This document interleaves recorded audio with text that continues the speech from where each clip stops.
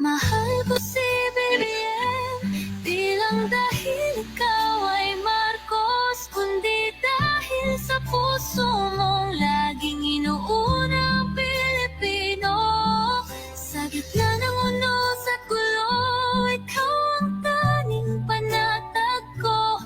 Marcos pa rin sa hirap man o ginhawa, pagkat sa'yo may pag-asa ang masa.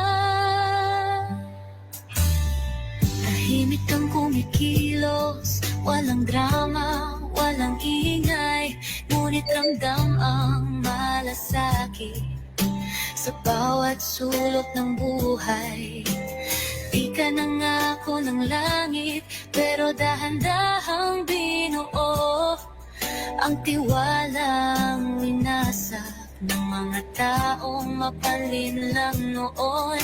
Bawat plano'y may direksyon, di para sa sarili mong ambisyon. Sa puso ng